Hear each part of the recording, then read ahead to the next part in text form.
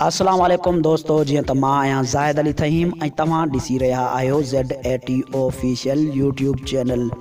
दोस्तों अॼु जी हिन वीडियो में ॻाल्हि कंदासीं मुमताज़ मौलाई कीअं थोरे अरसे में मशहूर थियो।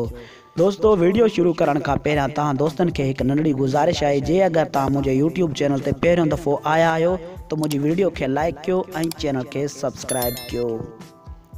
दोस्तों मुमताज़ मौलाई फ़नकारीअ खां पहिरियां हिकु सुठो शाइर हुयो। ॻाल्हि कयूं था पिण कहिड़े कहिड़े फ़नकारनि खे मुमताज़ मौलाई शाइरी ॾिनी, जीअं त शमन अली मीराली, मुख्तियार अली शीदी, जलाल जोगी, शाहबान चाचड़, अख्तियार दायो। इन्हनि खां अलावा तमामु सिंध जे मशहूरु फ़नकारनि खे शाइरी पिण ॾिनी आहे। दोस्तों ॻाल्हि कयूं था मुमताज़ मौलाई जो, जंहिं एल्बम में मुमताज़ मौलाई जी शाइरी हूंदी हुई त उहा कैसेट ख़रीद कई वेंदी हुई। एतिरो मशहूरु थी चुको हो मुमताज़ मौलाई शाइरी में।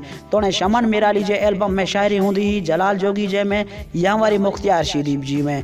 जंहिं एल्बम में मुमताज़ मौलाई जी शाइरी हूंदी हुई त उहा कैसेट ख़रीद कई वेंदी हुई। दोस्तों मुमताज़ मौलाई शाइरी में एतिरो मशहूरु थी चुको हो त पोइ हाणे मुमताज़ मौलाई हिकु पहिरियों एल्बम जीअं ई रिकॉर्ड करायो, एल्बम नंबर 1 जीअं ई रिकॉर्ड करायो, जीअं ई रिलीज़ थियो मुमताज़ मौलाई जो एल्बम नंबर 1, तीअं ई मुमताज़ मौलाई जी कामयाबी कदम चुमण लगी।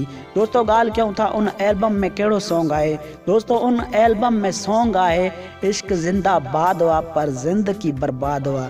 दोस्तों उन एल्बम में इहो सॉन्ग आहे। जीअं ई इहो एल्बम रिलीज़ थियो मुमताज़ मौलाई जी कामयाबी कदम चुमण लगी।